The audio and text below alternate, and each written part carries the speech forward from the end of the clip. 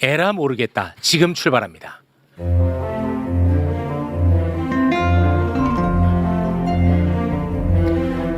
수요 난장판.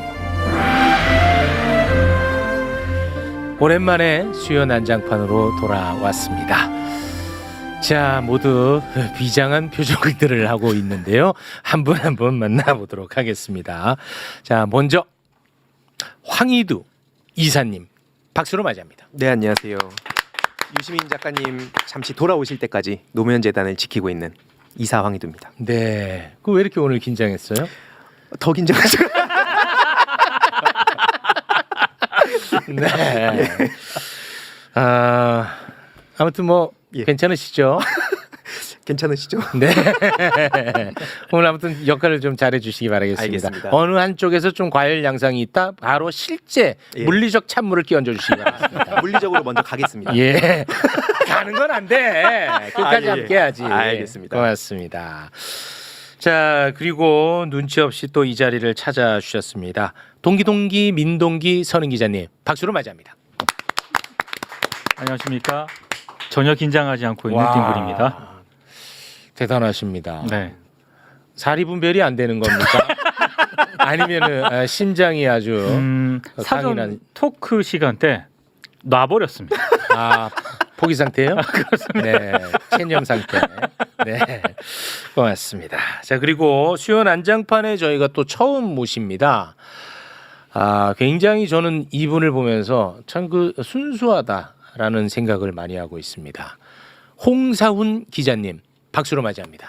예, 반갑습니다. 홍사훈입니다. 네, 수요 난장판에서는 저희가 또 처음 모시는 것 같은데요. 예. 네, 오늘 어떤 마음으로 섭외에 응하셨는지요? 저는 뭐 늘 비주얼 담당이니까. 네, 그래요. 그런 실없는 얘기 오늘 많이 해주세요. 네. 거기다가 이제 또 제가 호밀밭의 파수꾼 역할도 해야 되니까. 네. 파수꾼이 될지 아니면 사냥꾼이 될지는 모르겠습니다. 사냥꾼 할 필요 없죠. 네. 하여튼간에 뭐 제 역할은 제가 알아서 할 테니까. 알았죠. 네. 잘 좀 부탁을 드리겠습니다. 자, 그리고 이제 오늘의 주인공을 저희가 모시도록 하겠습니다. 논란의 인물이 어느덧 됐어요. 저는 그 자체가 좀 가슴이 아팠습니다. 그래서 이 논란을 저는 피해가는 게 제 스스로에게 너무 제 자신이 좀 부끄러웠어요. 사실 저는 지금 이분이 필요하진 않거든요. 그런데 이분이 논란의 인물로 취급받는 사실이 저는 너무 싫었습니다. 그래서 제 인생에서 처음으로 필요하지 않았음에도 불구하고 오늘 저희가 모셨습니다. 논란의 인물 유시민 작가 박수로 맞이합니다. 안녕하세요, 유시민입니다. 네, 아유 오랜만에 뵙습니다. 부담스러우세요? 네, 아니에요. 그게 아니고요. 그 책이나 팔고 갈까? 책 많이 팔아야죠. 책 많이 파셔야죠. 네. 유럽 도시 기행 3가 나온 것 같던데요. 다스베이다 나가고 나서 방송된 다음 날 제가 유럽 출장에 있어서 갔다가 주말에 돌아왔어요. 네. 그리고 이제 이 책은 사실 연초에 냈어야 되는데 지난번에 그 사랑이 있으니 사라집시다 작업 때문에 한 6개월 늦어져 가지고 지금 여기가 이제 마드리드, 바르셀로나, 포르투갈. 네, 그 포르투갈의 리스본, 포르투 이 네 도시를 이렇게 쓴 책이 이제 막 나와 가지고 원래 책 신간 나오면 제가 여기 매불쇼 나오잖아요. 그렇습니다. 네. B형. 자기 이익 책 추구요. 팔려고 이익 추구요. 예.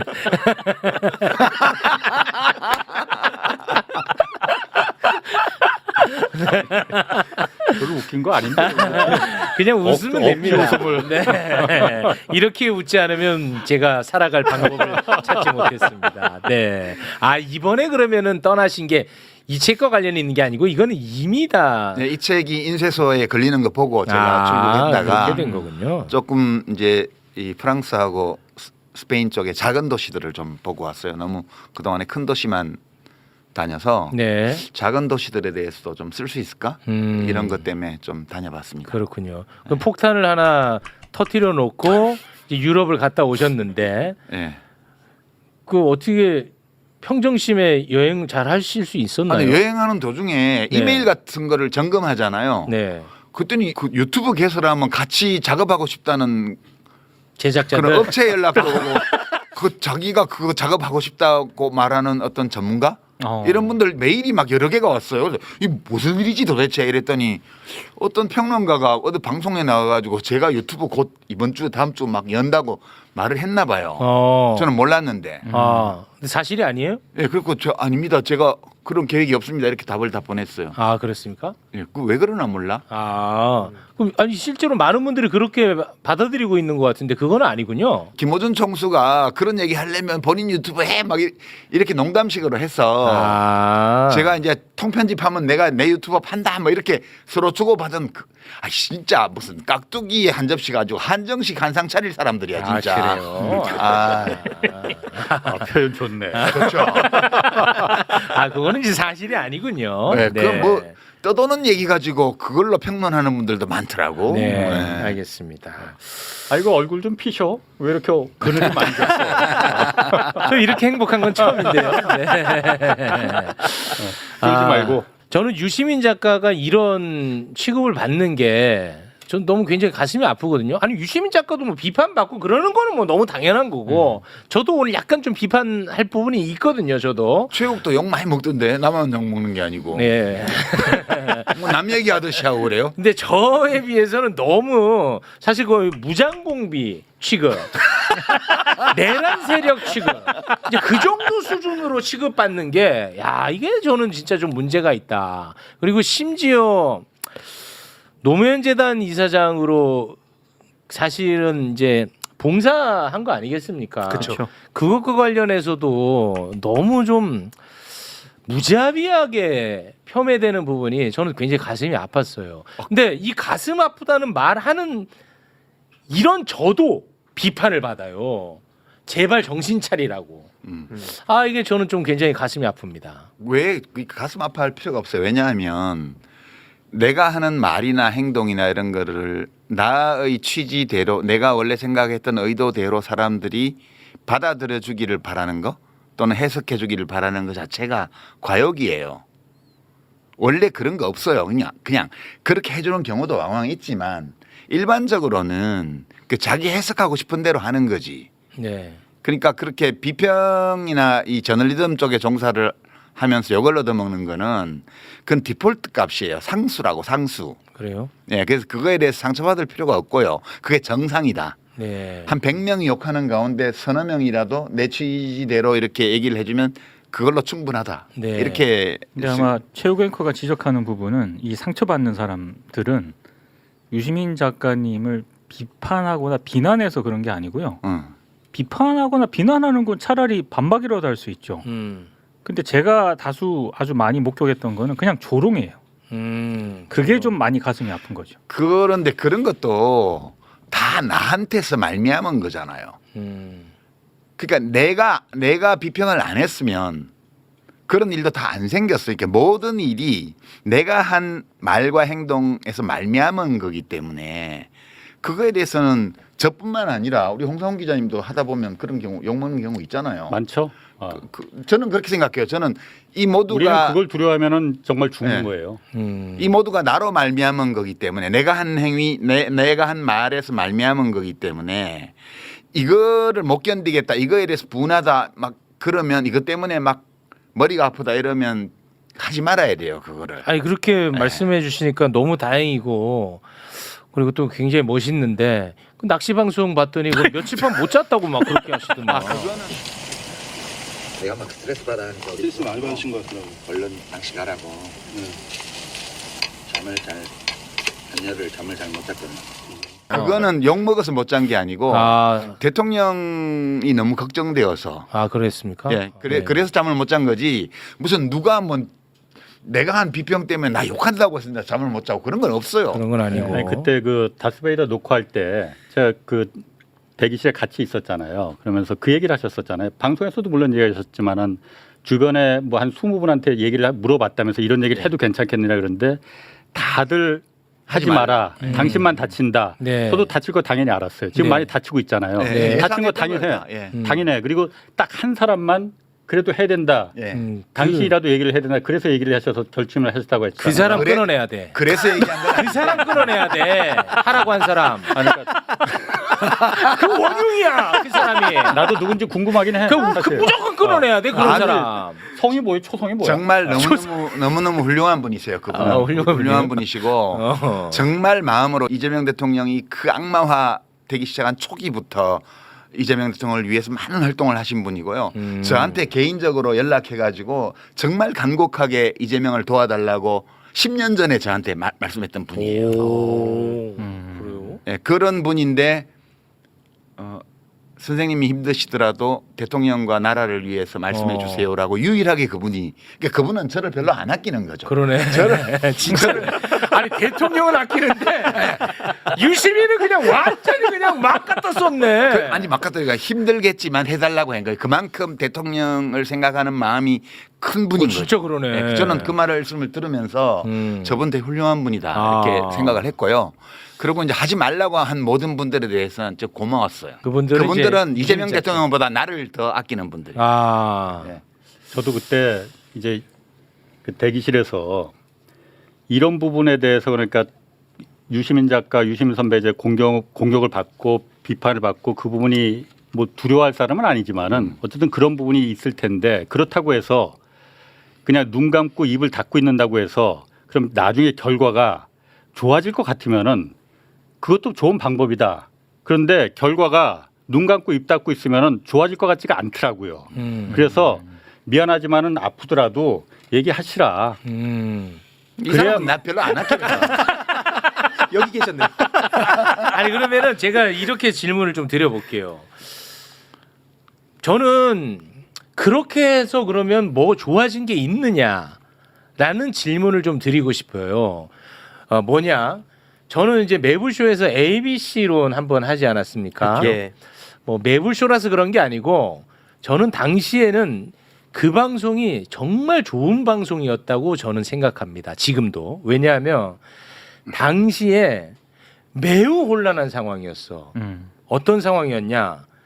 친명이라고 하는 완장을 찬 사람들이 이재명 정부를 지지하는 사람들을 자기 마음대로 반명딱지를 막 붙여.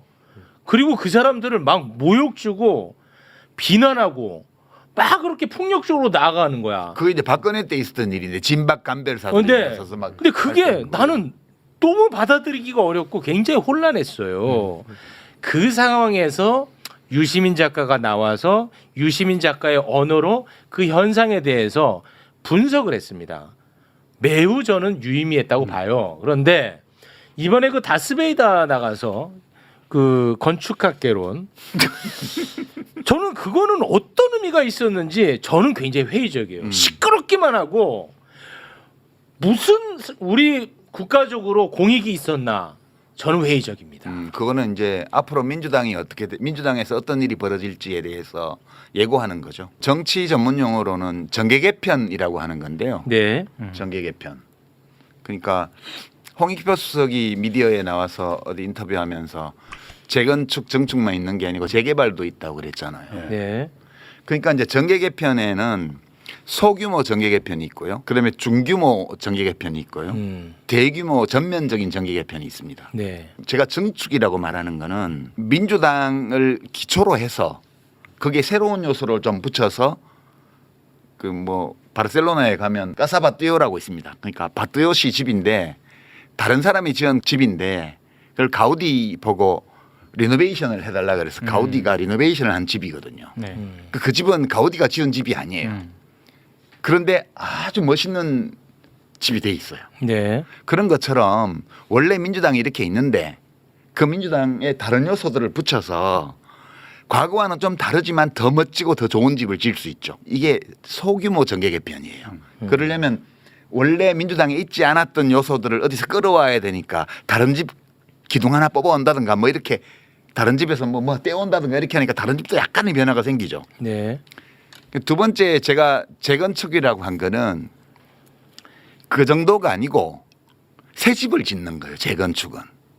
그러면 새 집을 짓기 위해서는 기존 집을 헐어야 되고 기존 집을 헐어낸 건축 자재 중에서 일부는 버리고 일부는 쓰고 다른 데서 새로 가지고 온 거라고 섞어서 새 집을 짓는 거예요. 그것은 옛날 집과 달라요. 그것은 증축과는 달라요. 중규모의 이 정계 개편이에요. 이게. 네. 그러니까 어떤 작은 정당들을 같이 흡수한다든가 또는 다른 큰 정당의 일부를 떼온다든가 이런 정도예요. 그다음에 재개발은 뭐냐 하면 동네 전체를 바꾸는 거죠. 그거는 한국 정치 지형 전체를 바꾸는 엄청 큰 정계 일이죠. 개편이에요. 이 세 가지의 정계 개편이 있는데 되게 우리가 보통 기대했던 거는 소규모 정계 개편이었어요. 그러니까 외연 확장, 민주당을 기초로 해서 외연 확장하는 거예요. 그러니까 바뜨요 시집 가사 바뜨요 짓는 것처럼 더 멋지게. 사람들은 되게 그걸 생각을 했고, 근데 대통령은 두 번째 거나 세 번째 거를 생각하고 있는 것 같다.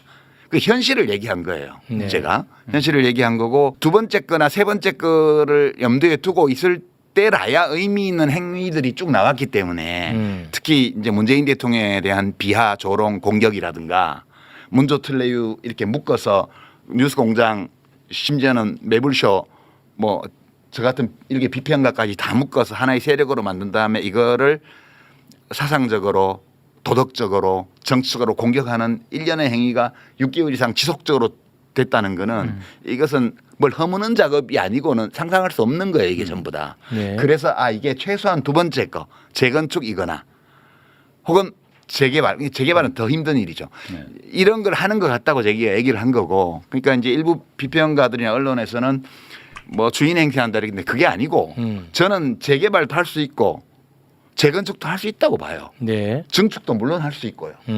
그것이 사람들에게 받아들여지면 성공할 수 있어요. 그리고 시대가 요구하는 거면 의미 있을 수 있고요. 근데 지금 과연 어떤 상황인가를 보자는 거죠. 민주당이 재건축을 해야 될 정도로 문제가 많은 정당이냐. 아니거든요. 2002년도에 민주당하고는 달라요. 새정치국민회의인가 그때 뭐 후보 교체하려고 그러고 후보 뽑아놓고 그다음에 뭐 후보한테 국고보조금 들어온 거 돈도 집행 안 하고 그죠? 이런 당이 아니잖아요. 민주당은 정말 이재명 대통령을 확실하게 뒷받침했던 당이고 압도적 다수 의석을 가지고 있는 원내 제1당이고 네. 여당이잖아요. 이 당을 그렇게 그 재건축을 하지 않으면 안 된다는 그런 지지자들의 인식이 있으면 재건축해도 돼요. 해야 돼요. 근데 지금 그거 아니거든. 그러니까 제가 얘기한 거는 재건축이나 재개발 다 할 수 있는데 그것이 필요한 상황이어야 되고 그다음에 대중들이 그 필요성을 인식하고 있을 때라야 성공할 수 있어요. 네. 그러니까 지금은 제가 볼 때는 재건축도 재개발도 그러니까 중규모 정계 개편도 대규모 전면적 정계 개편도 성공 못 해요. 그러니까 제가 그 얘기를 하고 싶었던 거예요. 네. 대통령이 이걸 하려고 하는 것 같다. 그게 아니라면 설명할 수 없는 너무 많은 일들이 일어나고 있다. 그 판단은 아직도 유효한 거예요? 예, 저는 거의 확실하다고 생각하고 있습니다. 그렇게 이제 예. 생각하시는 거고. 제가 말하는 거는 다 가능해요. 뭐 김종대 의원 같은 경우는 지난 20년 전에 그 열린우리당 할 때 재건축 해놓고는 왜 이 재건축 못하게 하냐 비난. 유시민 씨 한번 봅시다. 그 노무현 정부가 초기에 그 대북 송금 특검부터 열린우리당 창당까지 그야말로 북새통이었습니다. 이때 노무현을 만들어낸 정말 그 청락의 그 정신적 지주였던 강준만 교수가 노무현 대통령을 이제 까기 시작합니다. 네. 왜 그 강준만 씨 얘기는 재건축하냐 이거예요. 압도적으로 지지해준 호남 민중의 뜻을 배신하고 그럴 때 그 강준만 교수를 제일 비판한 게 누구냐? 유시민 씨입니다. 지금 노 대통령이 개혁을 하고 조중동과 싸우고 있고 기득권과 피를 철철 흘리면서 싸우고 있는데 준만 교수는 호남 얘기하면서 대통령을 반대한다. 대통령이 제일 싫어하는 게 지역주의인데 그게 바로 적폐다. 그런 식으로 싸웠어요. 그러니까 아니에요. 제가 비난한 거 아니에요. 그렇게 말이 들렸다면 제가 표현을 잘못한 건데 네. 정치에서는 그 모두가 다 가능합니다. 필요하면 해야 돼요. 네. 비난하는 것처럼 들리긴 들렸어요. 그래요? 나는 그렇게 들었어. 그러니까 좀 밝게 하세요. 밝게. 비난하려 했던 건 아니고 다 할 수 있는데 네. 그거는 지금 필요성을 인정 못 받을 거고 입증하기 어려울 거고 그다음에 사람들이 받아들이지 않을 거고 뿐만 아니라 지금 하는 방식으로는 쉽지 않을 거다. 이룰 수 없다 그거. 그러니까 대통령도 상처받고 민주당도 엉망이 되고 진영은 폭파되고 아주 참혹한 결과로 귀착될 가능성이 매우 높기 때문에 그 점을 경고한 거지. 그거는 뭐 정치에서 그런 거 안 된다는 게 어디 있어요. 다 할 수 있는 거지. 그럼 작가님이 보시기에는 예. 지금 그게 성공할 가능성이 낮다는 거잖아요. 거의 없다고 봐요. 근데 이재명 대통령은 왜 그걸 하려고 한다고 보시는 거예요? 그것까지는 제가 아직 결론을 못 내렸어요. 저도 다른 정보가 없기 때문에 밖으로 드러난 사실들만 가지고 추론을 해내는 거거든요. 네. 그러니까 동기나 이런 것들에 대해서는 우리가 무슨 관심법을 쓸 수 없기 때문에 그거에 대해서까지는 지금 말을 못 하겠고요. 그냥 드러난 현상을 볼 때 그렇다는 거예요. 네. 지금. 그러면 재건축을 하려고 하는 것 같다.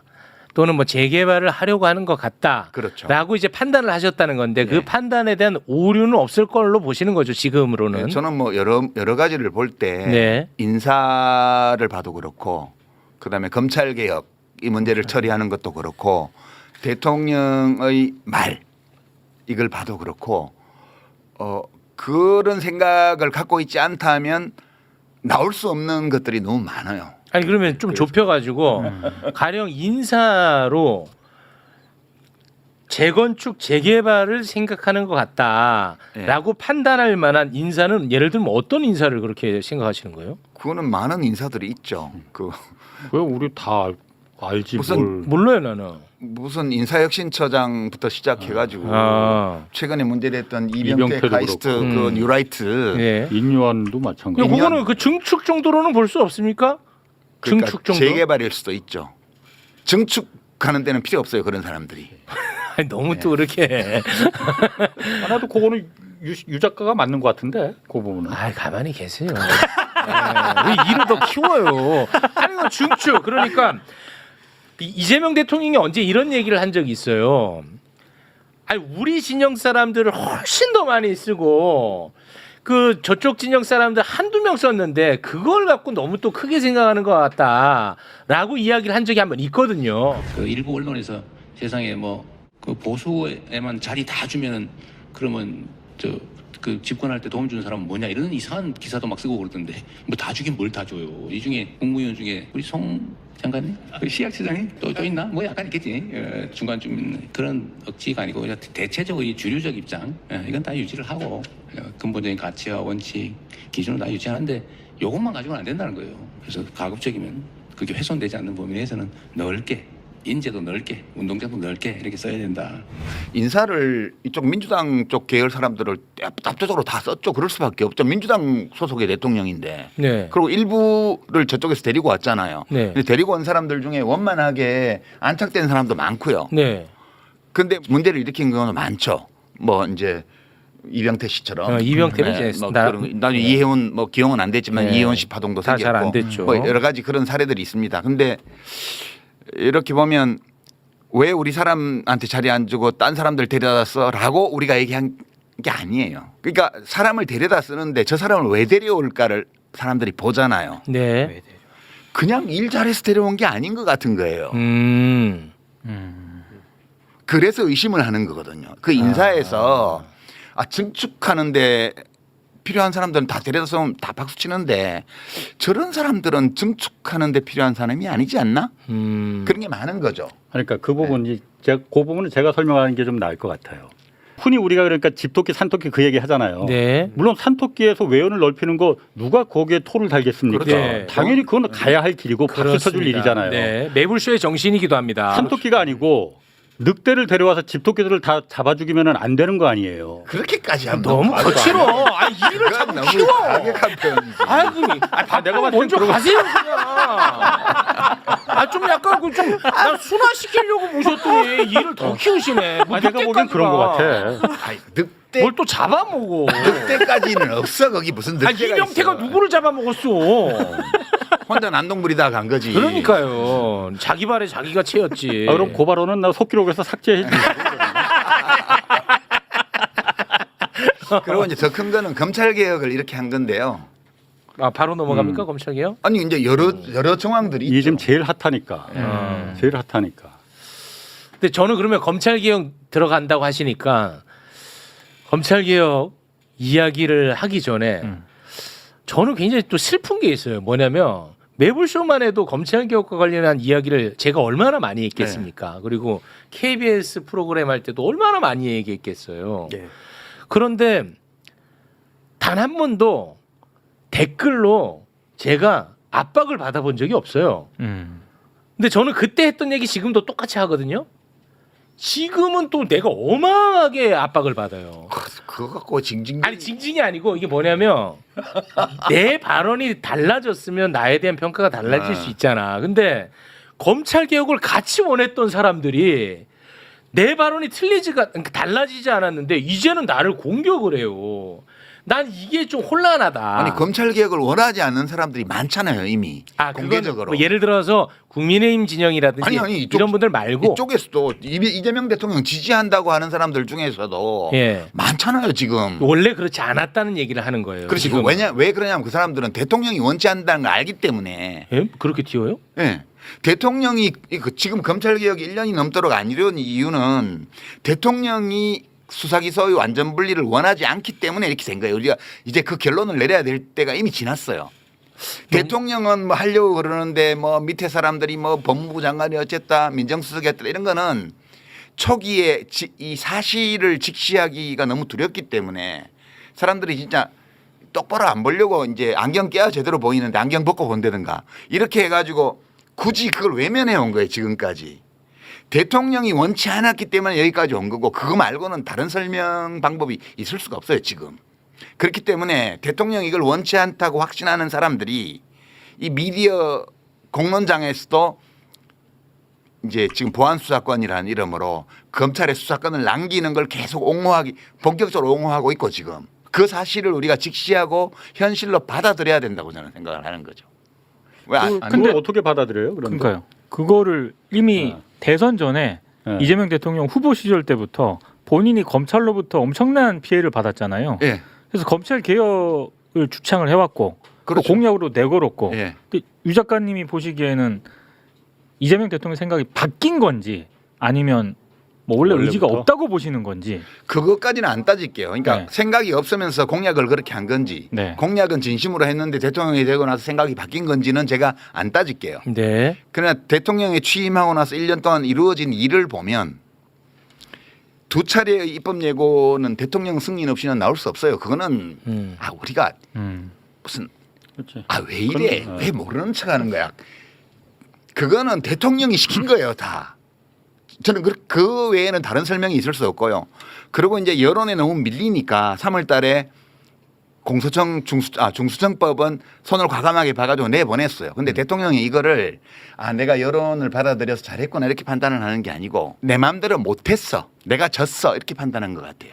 그러니까 지금 국무총리실에서 TF를 만들어서 1년 동안 뭐 돈을 17억인가 뭐 쓰고 해놓고는 정부 안도 안 내고 지금 접었습니다. 당연히 대통령이 이거 해야 된다고 판단하면 정반을 내게 하죠. 정반을 못 내게 했어요. 이것도 저는 대통령이 못 내게 한 거라고 봐요. 그리고 지금도 일부 의원들이 오늘 뭐 일부 살려놓는 네. 소위 보안수사권이라는 완전 이름으로 폐지에 대해서 수사권 반대하는. 일부를 검찰에 남겨놓는 법 개정안도 냈고요. 네. 기자회견도 하고 이 모든 일들이 다 대통령의 생각을 알기 때문에 하는 일이라고 저는 생각을 해요. 그렇게 보신다는 네. 거죠. 근데 아까 우리 기자님 때문에 요거는 좀 바로잡고 가야 될 것 같은데 대통령 취임하기 전에 이재명 대통령이 검찰 개혁과 관련한 발언을 제가 몇 가지 이렇게 또 찾아봤는데 네. 경찰에게만 수사권을 줘서는 안 된다. 그 부분에 대한 우려의 목소리는 냈던 적이 있습니다. 있어요. 그런 적은 있어요. 예, 네. 있었어요. 네, 그거는 조금 바로잡을 필요가 있을 것 같아서. 그 말이 맞다면은 지금 어제 오늘 일어나는 그 민주당에서 법사위에 속한 민주당 의원들이 지금 한 2명이 공식적으로 보안수사권 폐지에 대해서 반대한다. 이거 통과하면 되면 안 된다라는 의견을 공개적으로 냈잖아요. 네. 법사위 구성으로 보면은 그렇게 되면 보안수사권 폐지라는 그렇죠. 검찰 개혁안이 통과될 수가 없거든요. 지금 그러니까 물리적으로. 그러니까 그런 얘기들은 이제 우리가 언론을 통해서 다 알 수 있는데 제가 이제 중시하는 거 이런 거예요. 대통령이 수사권을 일부 검찰에 남겨놓는 게 좋겠다는 판단을 할 수 있다고 봐요. 저는. 네. 판단할 수 있죠. 네. 그거는 견해 차이가 있을 수 있어요. 그럴 수 있죠. 네. 근데 공약은 완전 수사기소 완전 분리로 공약을 2022년 대선 때도 했고 질 때도 했고 이번에 이길 때도 했어요. 그렇지만 대통령이 되고 나서 상황을 보니 그게 경찰에 너무 비대해지고 이게 다른 견제 수단이 별로 없고 이러니까 네. 일부라도 이런 이유로 남겼으면 좋겠다는 판단을 할 수 있다고 봐요. 저는. 그렇습니다. 네. 그러면 어떻게 해야 되냐 하면 국민들한테 양해를 구해야 돼요. 나와서 사실 이 문제는 제가 이렇게 공약을 했는데 와서 보니 이러이러한 문제들이 있어서 이런 조건을 달아서 이렇게 하는 게 좋을 것 같습니다. 라고 본인이 책임성 있게 이거를 풀었어야 돼요. 근데 지금 대통령이 어떻게 했냐면 비슷한 얘기를 하지 않았나요? 했죠. 예. 법무부 장관 시키고 총리 시키고 그렇게 지금까지 해왔어요. 대통령은 마키아벨리적으로 이 문제를 처리했어요. 욕먹을 일은 밑에 사람을 시켜라. 이게 막 군주론에 나오는 얘기잖아요. 그다음에 인기를 얻을 일은 내가 해라. 그런 게 다 나옵니다. 그러니까 그거는 근데 정말 인쇄 매체조차도 없던 그 옛날의 통치술이고 지금 이 시대에는 맞지 않아요. 이것이 다 그 재건축 또는 재개발과도 관련성이 있을 수 있다. 이게 저는 그렇게 봐요. 그 작가님, 그 오늘 방송 이제 방송이 나간 이후에 이 방송이 어떻게 우리 사회에 영향을 끼치기를 바라고 하시는 말씀들이에요. 이 모든 말씀이. 이 모든 얘기는 예. 현실을 직시하자는 거예요. 그러니까 이제 이재명 대통령의 베스트셀러 중에 제목이 결국은 국민이 합니다라는 책이 있습니다. 네. 결국은 국민이 해요. 저는 대통령이 매우 잘못된 판단을 하고 있고 본인에게도 해가 되고 나라에도 좋지 않은 방식으로 행동하고 있다고 보는데 이 사실을 사실로 받아들이고 그리고 대처해야지만 결국은 국민이 뭔가를 할 수 있어요. 이 검찰개혁의 그걸 완성하는 문제라든가 또는 우리의 정치를 좀 더 합리적인 방향으로 이제 정당들을 발전시켜 나가는 문제라든가 이런 것들을 바람직한 방향으로 하기 위해서는 시민들이 지금 벌어지고 있는 이 모든 일들이 무엇이며 왜 일어나는 거에 대해서 있는 그대로 볼 때에만 저는 그게 가능하다고 생각해요. 그러니까 우리 작가님이 보실 때 이재명 대통령이 잘못된 길로 가고 있는 것 같다. 근데 아니 잘못된 길이라고 안 할게요. 그러면 이재명 대통령은 어떤 노선을 길을 선택했어요. 선택하고 저는 그 선택을 존중해요. 존중하는데 그것이 매우 위험한 선택이라는 거. 본인에게도 사회에도. 그리고 지금 이렇게 하는 이 지금까지 해온 방식으로는 성공하기 매우 어렵다는 거를 얘기를 하고 싶긴 해요. 근데 대통령에게 얘기하고 싶은 생각은 없어요. 왜냐하면 이런 걸 몰라서 그 길을 선택하는 게 아니라고 보기 때문에 대통령은 나름대로 모든 것을 본인의 수준에서는 검토해서 어떤 길을 선택했어요. 근데 저는 그 선택이 실패로 끝날 거라고 봐요. 안 그래도 제가 그거를 여쭤보려고 제가 질문 던진 거예요. 뭐냐. 작가님이 생각할 때는 실패하는 길로 가고 있는 거예요. 예. 잘못된 길이라는 표현하고는 다르죠. 네. 그러니까 예. 이재명 대통령이 가는 길이 나 유시민이 봤을 때는 저거는 성공하지 못할 텐데 실패하는 길을 가고 있네. 이거는 잘못된 길이라는 걸 빨리 세상에 알려줬으면 좋겠다. 그래서 국민들에 의해서 좀 바로잡혔으면 좋겠다. 선입니다. 예. 그렇다면 그렇게 잘 되는 길로 갔으면 좋겠다는 선의가 있으면 대통령과 신뢰관계 있었던 분 아닙니까? 제가 잘 모르지만 그러면 직접 개인적으로 만나서 이런 이야기를 하면 분란도 덜하고 좋은 방향으로 갈 수 있지 않겠느냐. 저는 이 문제의식이 있어요. 예. 우리 황희두 씨처럼 젊은 분들도 이런 문제의식에 공감하세요? 나는 이거 강력한 문제의식이야. 너는 무조건 나와 함께. 예, 함께 하겠습니다. 아니 어때? 그러니까 너무 이게- 타당한 말 아니야? 저는 그렇죠. 맞죠? 어떤 저는 말씀이세요? 유시민 작가님 정도 되면 그 방법을 고려해야 된다라고. 그렇지. 개인적으로 만나고 그게 비선이지. 그게 왜 비선입니까? 소통이죠. 공식적인 라인들이 아니죠. 있고 공식적인 채널이 있는데 어떻게 예를 들어서 지금 그래서 그 네. 무슨 유튜버들이 내가 대통령하고 소통한다 매일 소통하는 그게 다 그런 거 아닙니까? 그거는 아니죠. 근데 아니 자 보세요. 보수 농객들도 공개적으로 만납니다. 그게 왜 비선입니까? 예를 들어서 두 분이 만나서 뭔가를 서로 주고받고 하면 그거는 문제죠. 유시민 작가는 나의 개인적 이해관계로 만나는 게 아니잖아요. 그 만약 황희두 씨 보고 청와대에서 대통령 면담 좀 하자고 요청하면 만날 거예요? 당연히 예, 저는 그러면 아 그래요? 예.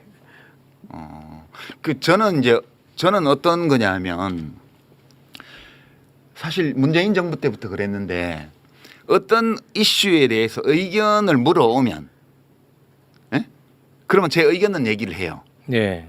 제가 먼저 이렇게 하시면 안 됩니다. 아니 되옵니다라 하지 않아요. 저도 제 인생을 사는 거잖아요. 그거는 맞죠. 저는 사실 글쓰기하고 가끔 하는 비평 이게 제가 세상과 관계 맺는 방식이고 네. 이 세상 안에서 제가 존재하면서 살아가는 방식이에요. 저도 저 나름의 규칙을 가지고 살아가고 있거든요. 네. 그러면 저는 사실 이게 사람들이 좀 착각하는 건데 제가 노무현 대통령 때는 제가 선거운동원이었잖아요. 네. 선거운동원이었기 때문에 거기에 따른 책임이 있어요. 음. 그래서 그 입장에서 늘 말하고 행동했어요. 문재인 대통령 때는 제가 그 다스베이더스 그 얘기 했잖아요. 문재인 대통령 때는 간헐적 자원봉사자 또는 정책 자문에 가끔 응하는 자원봉사자에 불과했어요. 가끔. 그러니까 저는 그 정권에 대해서 책임을 질 의무가 없었어요. 네. 그러니까 밖에서 뭘 했죠. 이재명 정부에 대해서 저는 마찬가지예요. 저는 이재명 대통령에 대해서 공론장에서 이재명이라는 정치인을 지지했던 비평까지 네. 선거 운동도 아니고 운동원도 아니고 참모도 아니고 알아요. 부하도 아니에요. 맞습니다. 그럼 저는 이제 어떨 때 응하냐, 자문에 응하냐 하면 어떤 문제에 대한 저의 의견을 요청할 때. 그래서 제가 문정부 때는 딱 한 번 조국 씨에게 임명장을 주는 게 좋은가 안 좋은가에 대해서 문재인 대통령이 많은 사람들에게 의견을 듣는 과정에서 저에게도 연락을 하셨고 네. 그거에 대해서 제가 자문에 응했던 거예요. 제 판단은 이러이러한 근거로 해서 일단 임명장은 주시는 게 여러모로 좋을 것 같습니다. 네. 라는 의견을 얘기했고 제가 그 의견을 얘기해서 문 대통령이 꼭 주신 거라고 생각하지 않아요. 많은 네네. 분들이 상반되는 의견을 주셨을 거라고 저는 생각하고요. 그 이재명 대통령은 한 번도 대통령이 되신 후에 저에게 어떤 이슈에 대해서 의견을 물어본 적이 없어요. 네. 그 제가 뭘 만나서 이런 얘기를 하죠. 아니 근데 물론 제가 네. 작가님한테 지금 말씀드린 거는 제가 작가님한테 너무 과한 책임을 그렇죠. 지우는 거는 맞아요. 네. 네, 저는 그거는 그런 맞습니다. 책임까지 지고 그리고 싶지는 않아요. 네, 맞아요. 네. 그리고 어떻게 보면은 좀 결례일 수 있다고 봅니다. 그런데 나 같은 이런 미물도 나라가 잘못될까 봐 맨날 발 동동 굴립니다. 작가님도 지금 여기에서 욕먹으면서 발언하는 것도 공론회장에서 이야기하는 것도 나라 걱정하는 거잖아요. 그러면 조금 더 책임감을 갖고 만나서 이야기를 나누시면 아니, 어떻겠느냐는 저의 욕심을 말씀드리는 겁니다. 대통령을 존중해야 돼요. 우리는 네. 대통령을 공개적인 자리에서 보잖아요. 말을 듣고요. 그죠? 어떤 의사결정하는 걸 보잖아요. 그걸로 판단을 해야 돼요. 그러니까 저는 사실 공개적으로 우리가 볼 수 있는 대통령의 모든 말과 행동에서 이걸 느낀 거고 이거에 대해서 저는 비평의 무대에서 정치인 이재명을 지지했던 사람이기 때문에 그때 이재명 대통령이 들으라고 비평을 한 게 아니고 시민들이 들으라고 비평을 했던 거잖아요. 지금 저희 책무는 시민들에게 얘기하는 거예요. 시민들에게. 네. 저는 그게 저희 책무라고 보고 있고 만나서 얘기를 한다는 건 진짜 대통령을 무시하는 거예요. 그거는. 저는. 그렇게 보세요. 네, 그렇게 보고요.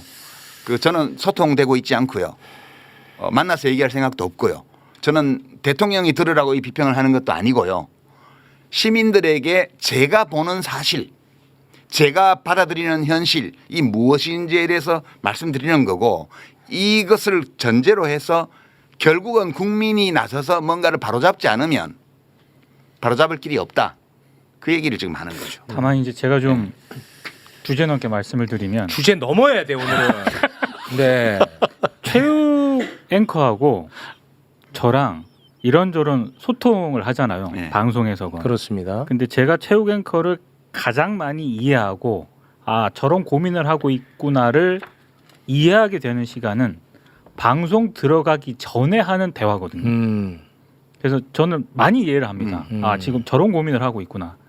그래서 그런 맥락에서 봤을 때 공적인 어떤 소통 굉장히 중요하죠. 그리고 네. 유시민 작가님은 작가님이시니까 그런 어떤 시민들을 향해서 대화하는 그런 방식도 저는 유효하다라고 보는데 지금 유 작가님이 계속 방송에서 강조했던 거는 이게 뭔가 지금 잘못된 길로 가고 있는 것 같다.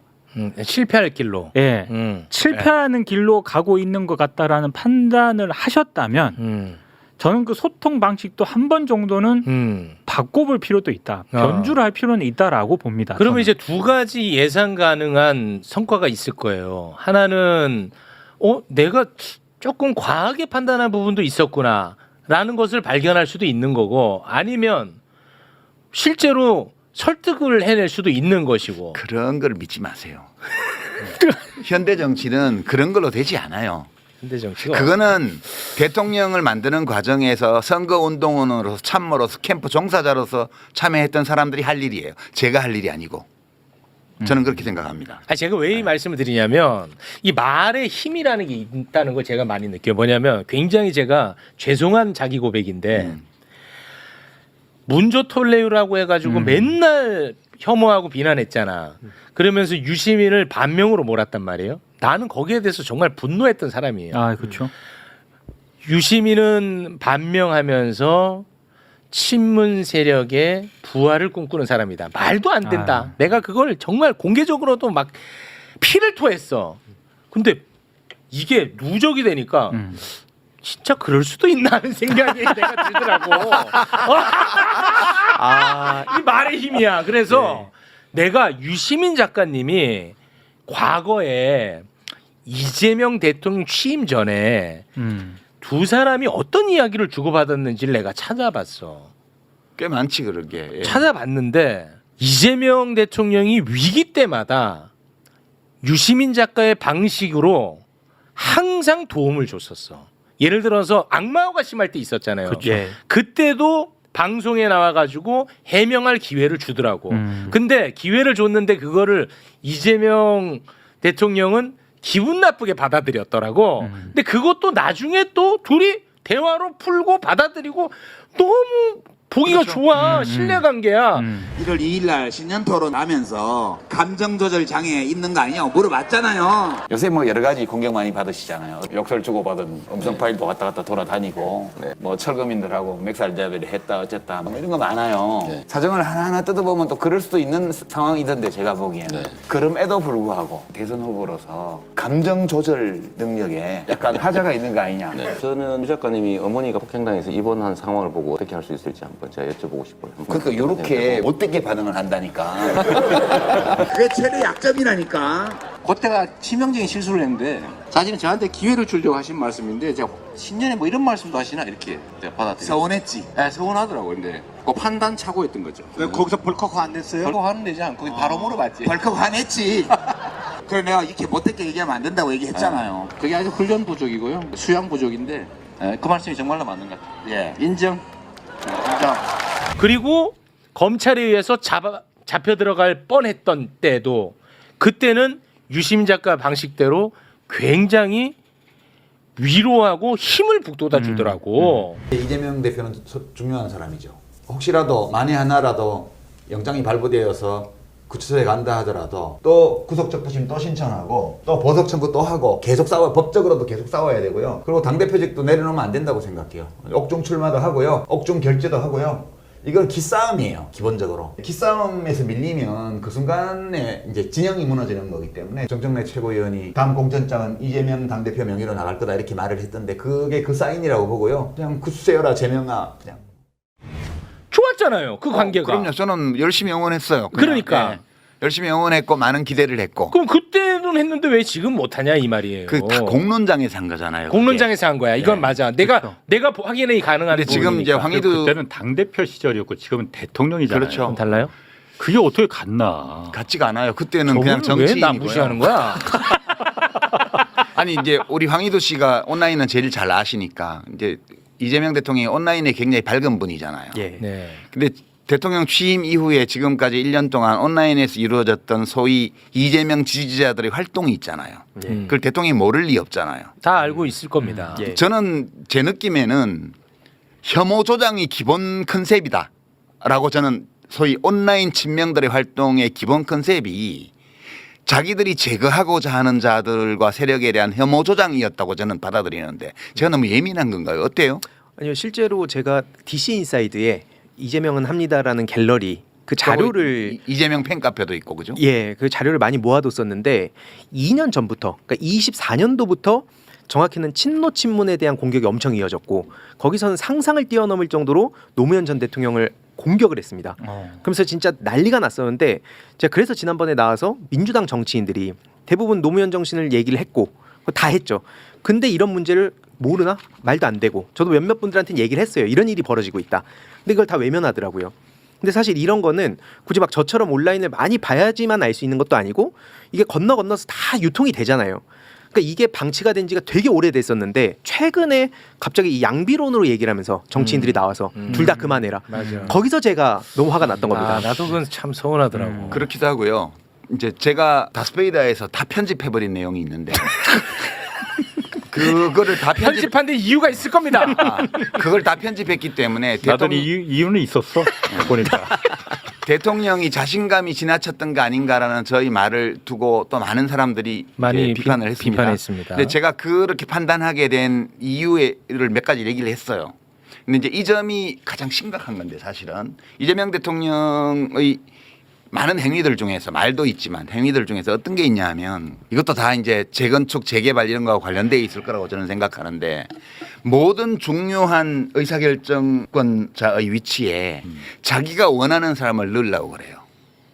그래서 이제 무슨 일이 벌어졌냐면 가만히 보면 서울시장 민주당 후보 경선을 불공정하게 만들었어요. 대통령이 SNS에 정원호 씨를 띄워가지고 그 불공정 경선이에요. 대통령이 밀었잖아요. 좀 이럴 때 좀 옆에서 좀 순환 좀 시키세요. 아, 나도 그러니까 유 작가의 그 의견을 다 동의하진 않아요. 그러니까. 아니 근데 그거는 대통령이 하면 안 되는 거예요. 원래 그렇게 하면 안 돼요. 그렇게 하면 안 되고 그다음에 경기도지사 경선에서도 명픽이라고 자칭하면서 뛰어다녔는데 어떤 후보가 그거에 대해서 청와대에서 아무 조치도 안 했습니다.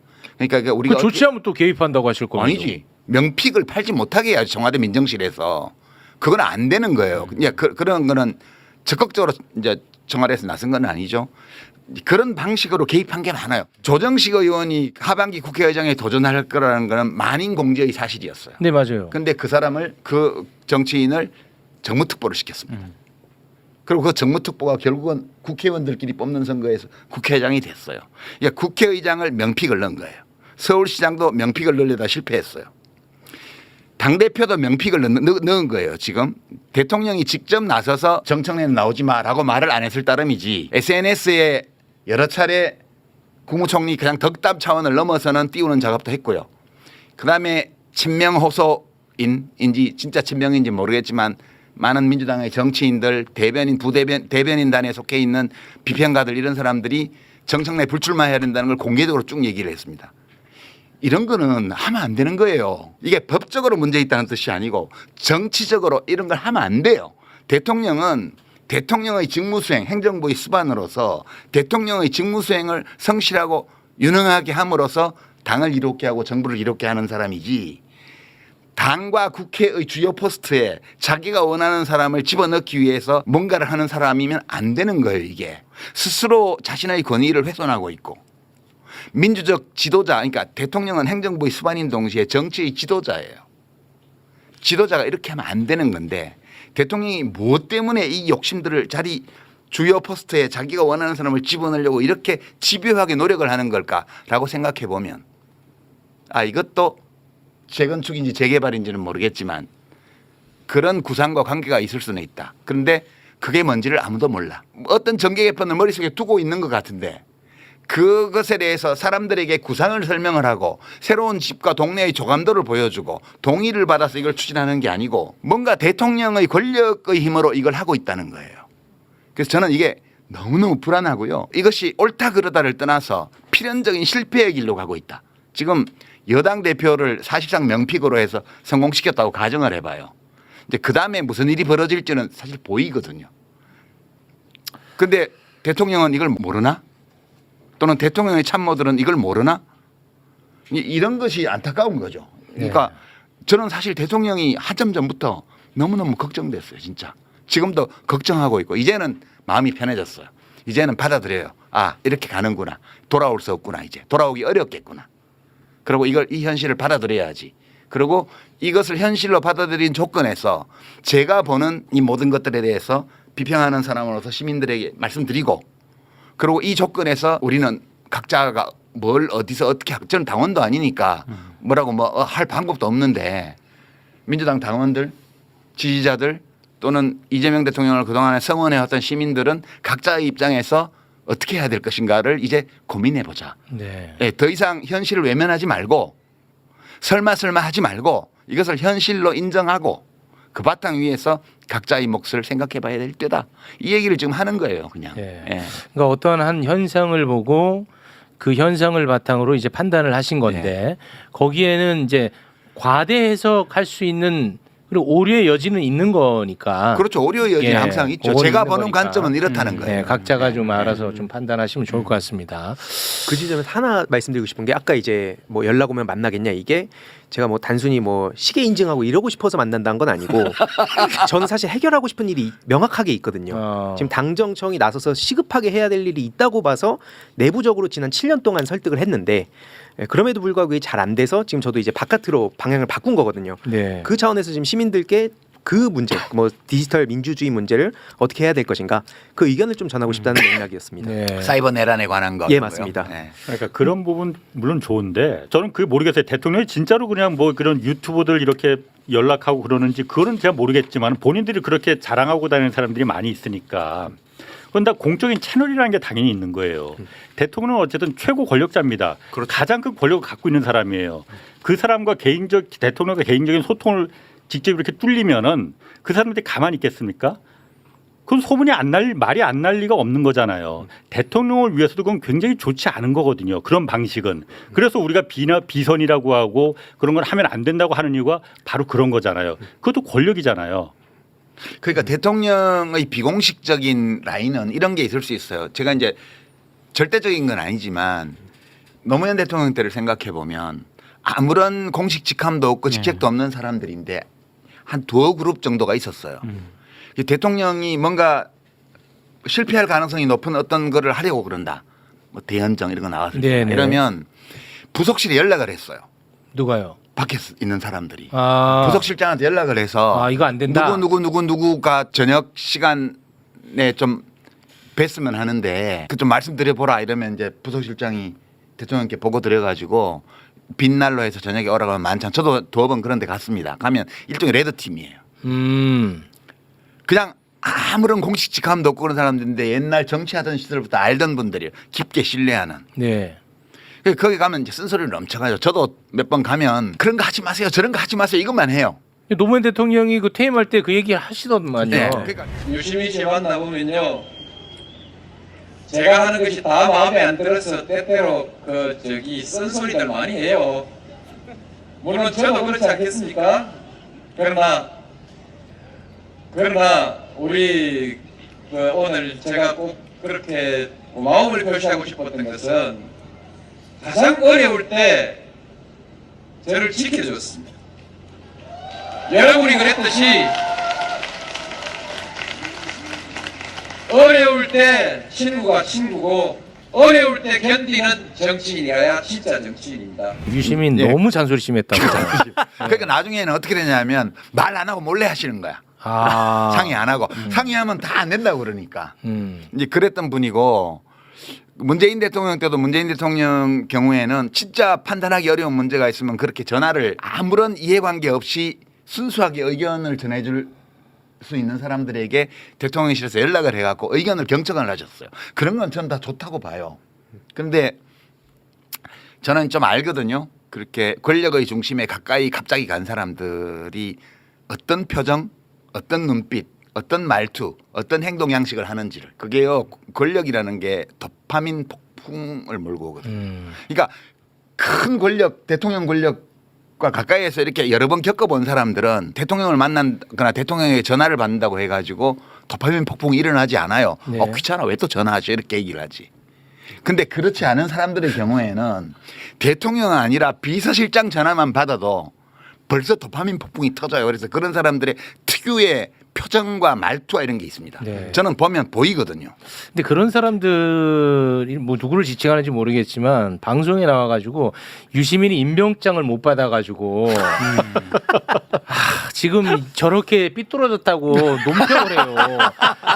처참하지 그런 거는. 네, 뭐 그런 분들 얘기할 필요는 우리가 없고. 이제 촉법 비평가에 대해서는 그런 단어 좀 쓰지 마요 좀. 아유, 저 작가님. 아니 작가님, 노무현 대통령 말씀하셨으니까 내 요거 하나만 좀 여쭤볼게요. 지금 이재명 대통령이 취임한 지 이제 1년 좀 지났습니다.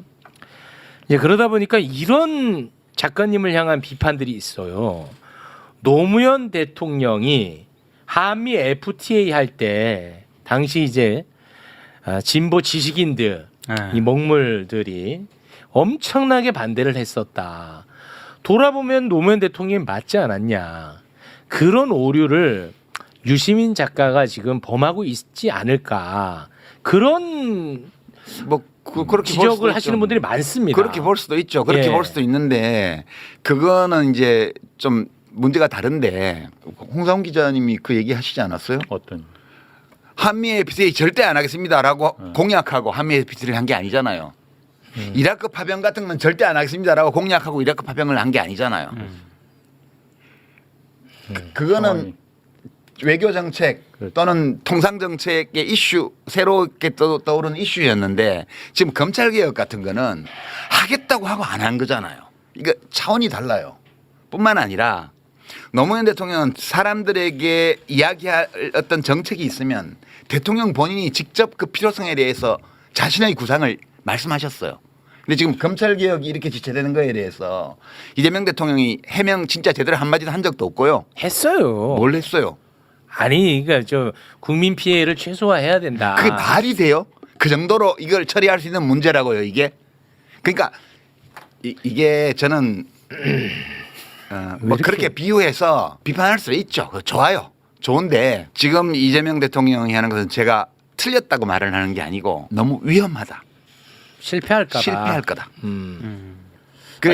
그렇게 얘기하는 거예요. 예. 아니 그러면은 제가 궁금한 게 어쨌든 이재명 대통령도 검찰의 그간의 그야말로 이 어떤 그 권력 독점이 굉장히 위험하다는 걸 너무나 잘 알고 있고 본인도 그러니까 피해자이고 그렇죠. 이걸 해야만이 정권도 재창출되고 이어질 수 있다는 걸 너무나 잘 알 텐데 왜? 그 문제는 저도 아직 답을 못 찾았지만 이제 문재인 대통령 만났을 때 구조적 다수라는 말을 했죠. 썼죠. 예. 네. 이제 그거는 성립할 수 없는 단어예요. 원래 민주주의 선거에서 대통령을 뽑고 5년마다 뽑고 지금 우리 예. 4년마다 국회의원을 뽑는데 다수가 되는 구조를 만든다는 건 원천적으로 있을 수 없는 거예요. 그러니까 대통령의 머릿속에 지금 뭔가 있어요. 어떤 모델이 예, 뭔가 있는데 그게 뭔지에 대해서 대통령이 말씀을 안 하기 때문에 우리가 정확히 그걸 볼 수는 없어요. 그러니까 구조적 다수를 만들려고 했던 가장 확실한 시도의 사례를 보면 그 3당 합당이에요. 1990년에요. 그게 민정당, 그다음에 신민주공화당 김종필, 그다음에 김영삼의 통일민주당 이 세 개가 합쳐갖고 의석의 거의 70%가 넘는 의석을 가진 거대 민자당을 만들었잖아요. 그 지역구도로 보면 TK, PK, 충청도를 합쳐가지고 구조적 다수를 만들었어요. 네. 근데 그게 그 다음 총선에서 바로 깨지거든요. 민주주의 선거에서 국민 주권이 실현되는 이 선거에서 다수를 차지하는 구조를 만든다는 거는 발상 자체가 불가능한 발상이에요. 이제 어떤 의미를 담아서 구조적 다수라는 말씀을 이재명 대통령이 했는지는 모르겠으나 저는 이제 대통령이 지금 아직 말하지 않은 어떤 재건축 또는 재개발에 대한 구상이 있고 그 구상을 뒷받침하는 팀이 밑에 있다고 봐요. 그런 게 없이 그런 말이 나오지는 않아요. 근데 그 팀의 기획 수준이 되게 형편없어요. 너무 수준이 낮아요. 그래서 리스크는 엄청 높고 실패 가능성이 농후한 길로 지금 대통령이 가고 있는 거라고 저는 생각을 하고 이렇게 보지 않으면 대통령의 말과 행동을 일관되게 설명하는 게 불가능해요, 지금. 그래서 제가 이렇게 추론하는 거고 그게 뭔지에 대해서는 조금 더 대통령의 생각을 알 수 있는 말과 행동들이 나오고 나면 추론해낼 수도 있을 거라고 저는 봐요. 저는 답답한 게 그러니까 물론 유 작가님 말이 본인 말이 다 맞다고 확신할 수는 없는 거잖아요. 네. 그럼요. 그런 비판이 많아요. 유시민 작가는 자기만 옳다고 해. 막 이런 아니, 비판이 많아요. 누구나 자기가 옳다고 생각하는 얘기를 하지 그럼 내가 틀렸다고 얘기하는 사람도 있나? 야, 요거는 저랑 똑같은 생각입니다. 네. 아니, 누구나 다 어떤 주장을 할 때는 그게 맞습니다. 맞다고 생각하고 주장을 그렇죠. 하지. 난 틀렸어라고 주장하는 맞아요. 그런 정신 나간 사람이 어디가 있어요. 네. 그러니까 저는 지금 그 보안 수사권 부분에 대해서 굉장히 이게 지금 그 구조를 지금 애초에 그러니까 쭉 달려왔던 그 방향성을 틀어버리는 지금 분기점에 와 있는 거잖아요. 네. 만약 분기점이 틀어지면은 뭐 마음이 식는다 정도가 아니고 등을 돌릴 가능성이 매우 높습니다. 사람들이 지지층들이 그러면은 정권 재창출은 정말 그거는 완전 물 건너 간다고 저는 보고 있거든요. 네. 왜냐 나부터도 정말 고개가 갸우뚱갸우뚱해질 테니까 이러면 정권 재창출이 불가능하다는 걸 너무나 본인이 잘 알 텐데 그게 제가 그러니까 풀리지 않는 부분이다. 정권 재창출은 4년 뒤의 일이고요. 아직 네. 지금 이제 이게 얼마나 좀 우스꽝스러우냐 하면 대통령이 모호한 말을 하고 SNS나 이런 데서 물론 해석이 필요하고 그러면 해석 투쟁이 막 벌어져요. 예. 민주정에서는 이런 예. 일이 있으면 안 돼요. 민주정에서는 대통령이 어떤 안건 어떤 이슈에 대해서 자신의 생각을 말해야 돼요. 해석의 여지 없이요. 근데 이게 지금 보면 대통령이 SNS에 뭐 부처 돼지 이런 거 올리면 이게 먼지를 둘러싸고 대변인이 나와서 해명하고 뭐 누구는 그게 문도 틀레요를 유시민을 겨냥한 거라고 얘기하고 누구는 조선일보라 그러고 이 난동이 벌어져. 이 소동. 아이 그 조선일보였어요.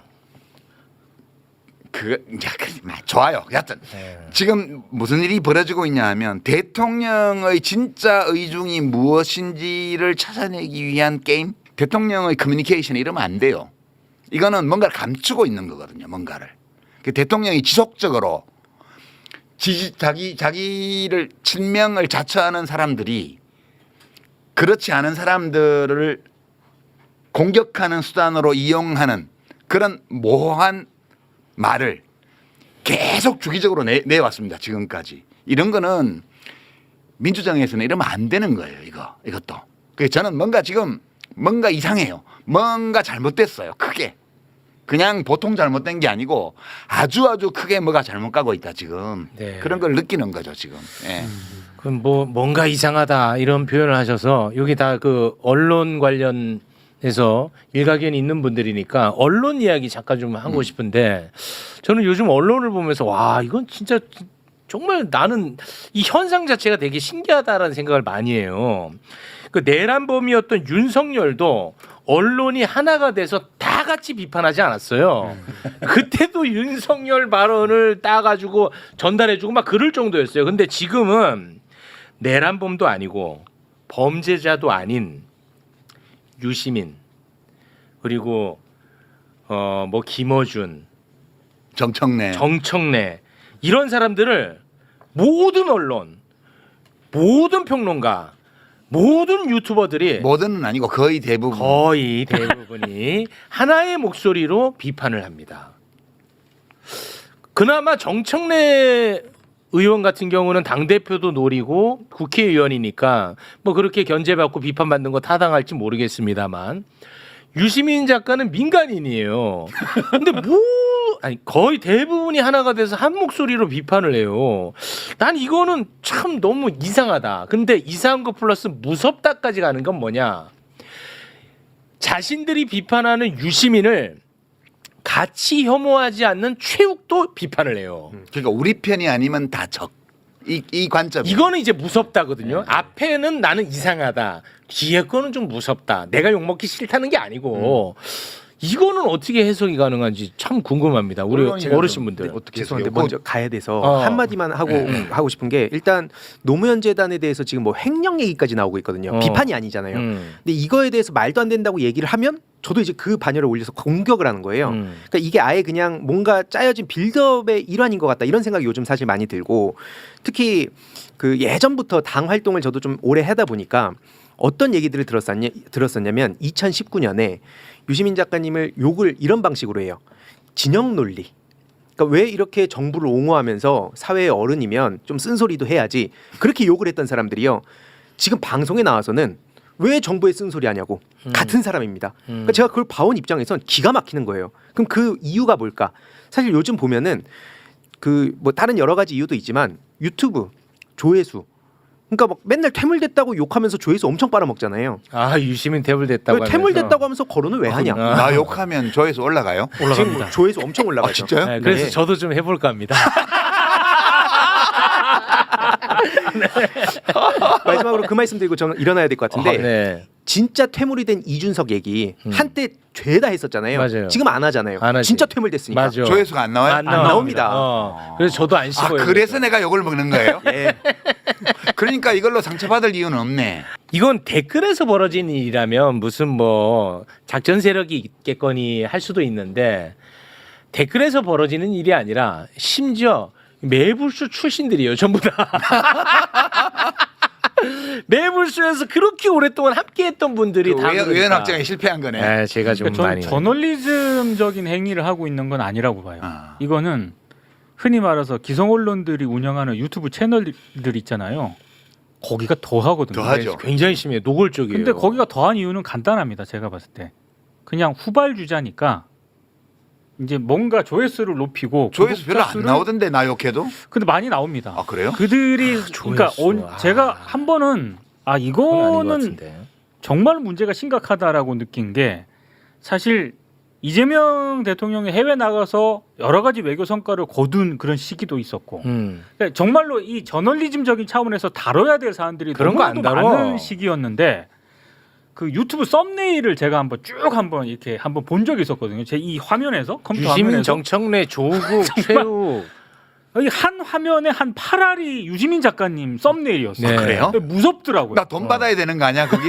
그러니까 이거는 뭔가 상당히 잘못됐다. 왜 이럴까? 제가 봤을 때 여러 이유가 있겠지만 가장 큰 이유는 상업적인 이유가 가장 크다고 봐요. 그 정도로 돈벌이가 되나 내가? 그거는 아닌 것 같은데. 예, 근데 조중동 전통적으로 조중동 이런 데는 내란을 일으킨 경우에도 보수 세력하고 이제 뭐 민주 세력하고 사이에 중립이잖아요. 맞습니다. 네. 그죠? 네. 그다음에 한겨레나 경향처럼 우리가 보통 진보 매체라고 말하는 오마이뉴스나 이런 데들은 기본적으로 보수 세력 쪽에 하고 민주 세력, 진보 세력 쪽에서는 진보 세력에 좀 기울어져 있지만 진보의 정파에 대해서는 또 중립이잖아요, 대체로. 맞아. 지금까지 이렇게 해왔잖아요. 맞아. 근데 지금 보면 그 구분 없이 제 발언이 뭐 맞냐, 뭐 민주당에 도움되냐 이런 여론조사도 있더라고. 와, 그것도 뉴스토마토 재밌더라고요. 그거 보면 네. 제가 놀랐는데 진보층에서는 반반이더라고요, 그게.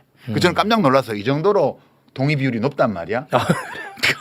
뭐 놀라운 일이잖아요. 그 내용도 잘 안 알려져 있는 일개 비평가의 말을 가지고 여론조사를 했는데 반반 나왔다는 거는 지금 문제가 심각한 거예요. 그게 지금 정부가 그렇게 돼 있는데 민주당 지금 전당대회도 보면 유력 후보가 팽팽하잖아요. 지금 여론조사를 보면 큰 차이 없어요.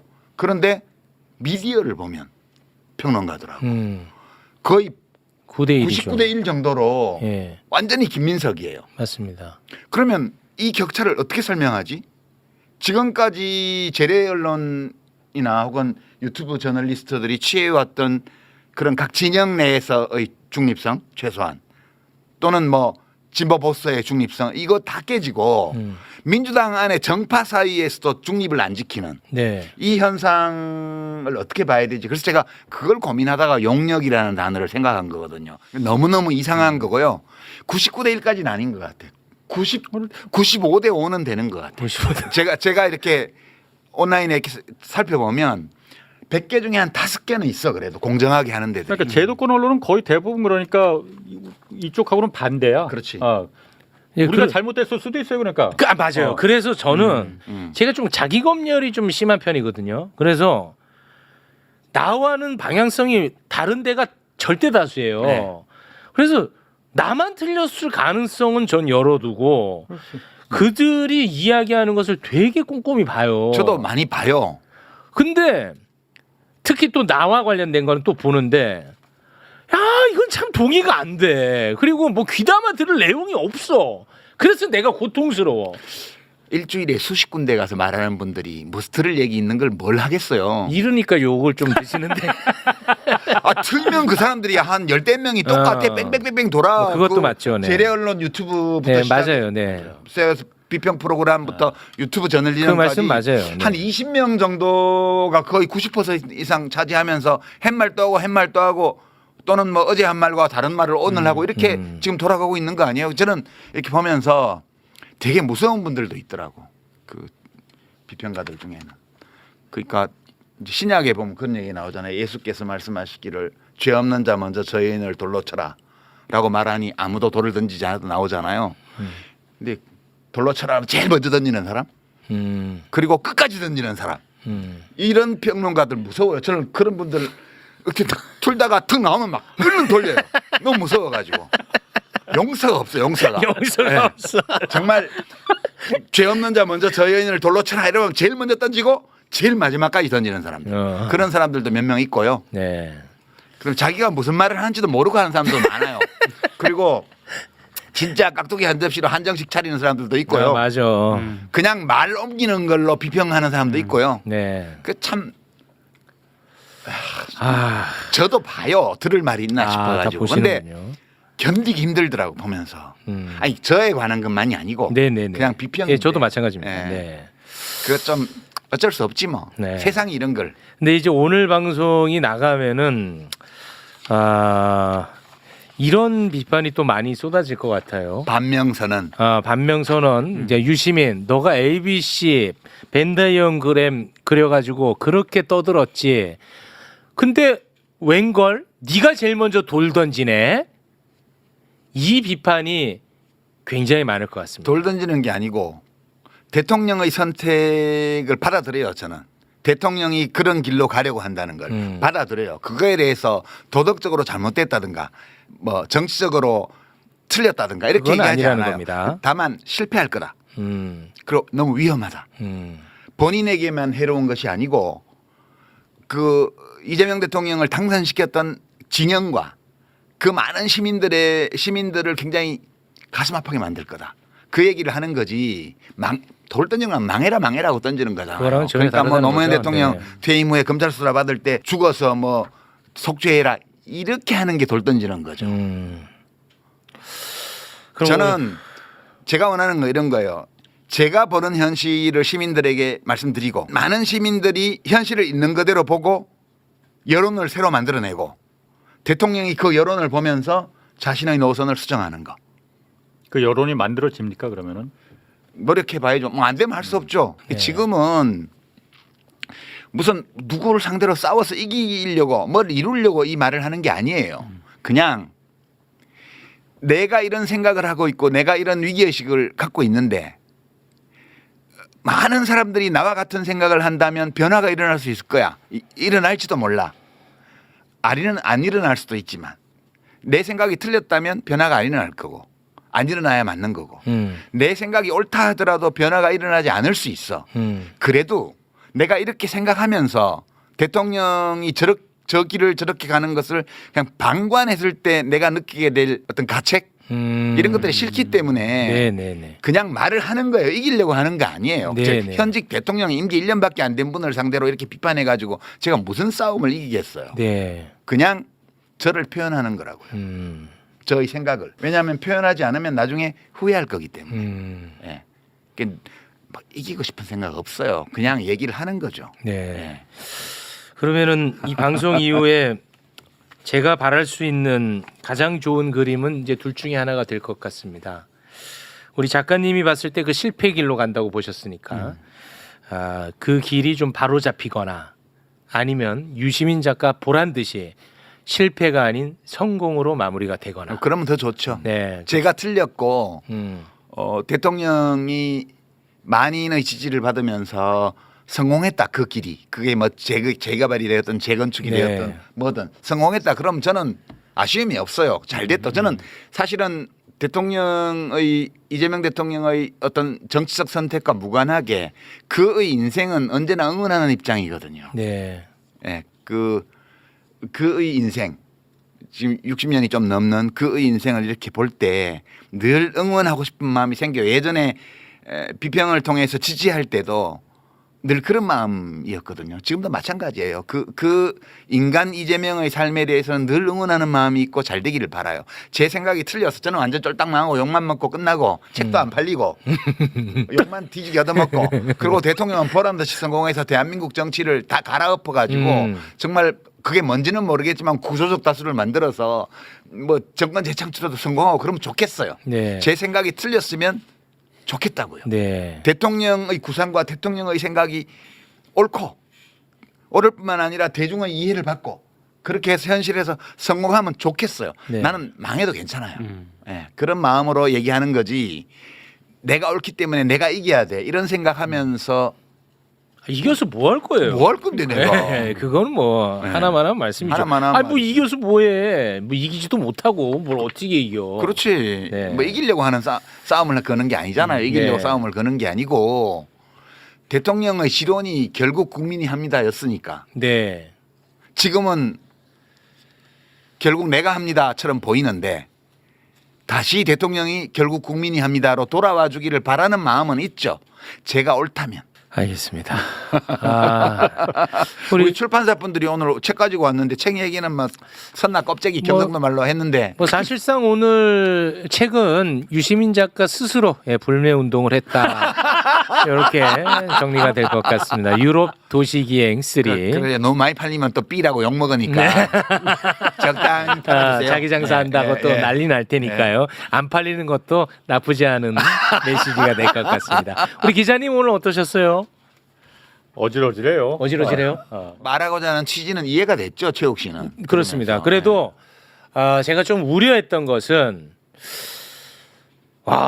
이재명 대통령 또는 이재명 정부에 완전히 뭐 빈정이 상해가지고 감정을 막 배출하고 가시면 어떡하나. 물론 뭐 그럴 만한 분은 아니지만. 그럴 이유가 뭐 있어요. 그러니까. 네. 저는 하여튼 인간 이재명의 인생을 언제나 응원해요. 응원합니다. 그가 내가 생각하기에 실패하는 길로 위험한 길로 또는 때로는 잘못된 길로 간다고 제가 판단을 하는 경우에도 그 인생을 응원하는 저희 마음은 변함이 없다. 안 변할 것 같아요. 네. 그거는 그렇잖아요. 알겠습니다. 누군가는 계속 이런 얘기를 계속 해주는 게 우리 사회에 필요한 그 다양성의 하나 아닌가. 네. 결국 다양성이 한국 사회를 강건하게 만드는 거기 때문에 그 역할을 욕 먹더라도 그리고 좀 돌 맞더라도 좀 계속 해주셔야 될 것 같다 이렇게. 우리 생각합니다. 기자님이야말로 그 거의 용역을 맡기시네.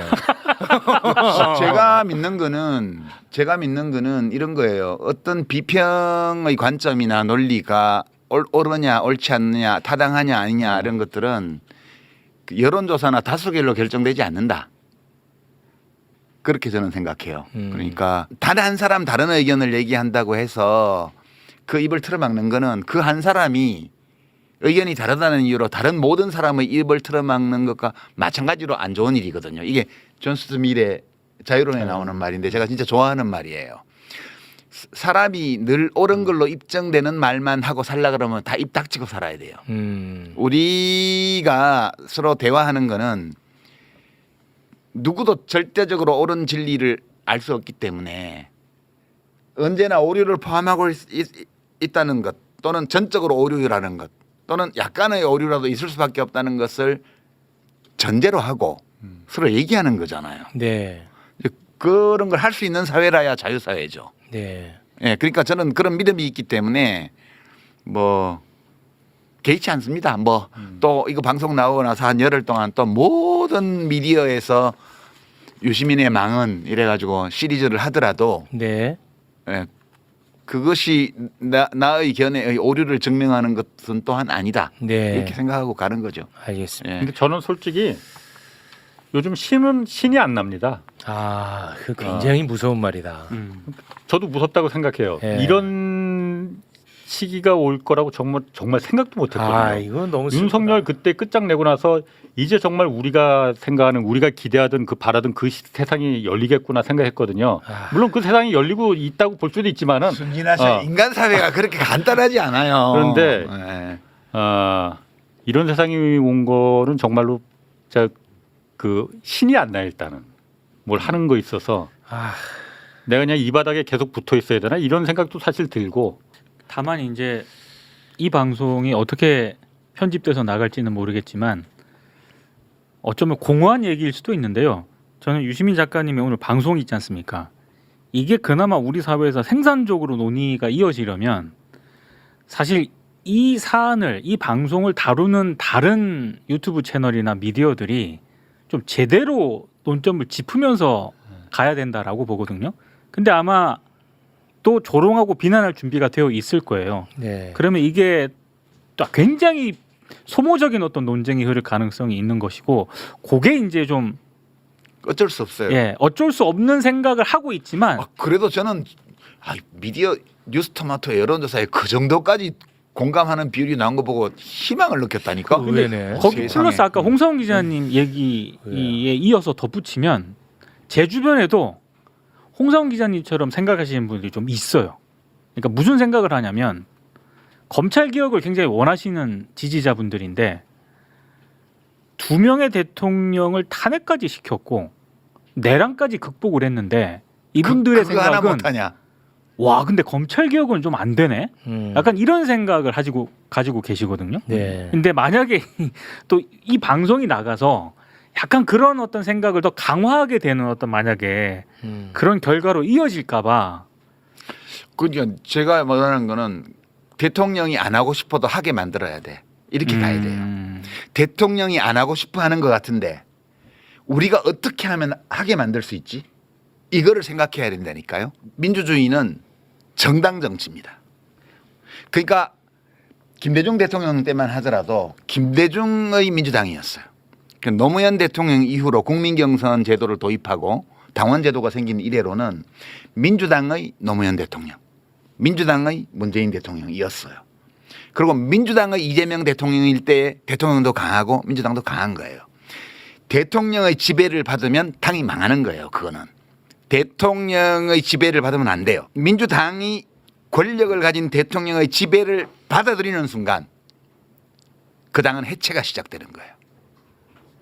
대한민국 정치에서 민주당이 정체성을 잃고 해체되면 그 다음부터는 내일이 없는 거예요. 그 다음부터는 모든 게 다 혼돈입니다. 제가 이재명 대통령의 구상이 굉장히 위험하고 실패할 가능성이 많다고 생각하는 그것 때문이거든요. 그러니까 알겠습니다. 예, 그 점은 그냥 위험하다고 하지 그냥 굉장히라는 것까지 붙이지 마시고 굉장히 위험합니다. 알겠습니다. 오늘 더 굉장히 위험해졌어 지금. 네, 오늘 뭐 편집에 대해서 좀 걱정하시는 분들이 많은데 오늘 편집은 제가 안 나오는 걸로 편집하겠습니다. 네, 그러면은 뭐 깔끔하게 깔끔하네. 네, 될 것 같습니다. 한 25분 정도밖에 안 나올 것 같은데. 그럼 나는 어디 출연한 거지? 네. 자, 자, 이 그러면 정도의 다양성의 목소리도 포용하지 못하면은 네, 맞는 어떻게 말씀이죠. 재건축이나 재개발까지 갈 수가 있겠습니까? 맞는 말씀입니다. 네. 아. 알겠습니다. 그래서 했잖아요. 뭐 자꾸 그렇게 얘기하세요. 할 것 같아서 그래 아니, 지금. 본인도 안 하면서. 쫄지 마세요, 최용님. 네, 알겠습니다. 자, 그러면 오늘 여기서 마무리 짓겠습니다. 어떤 평가가 나오더라도 그거는 또 겸허히 수용하도록 하겠습니다. 함께해 주신 세 분 대단히 고맙습니다.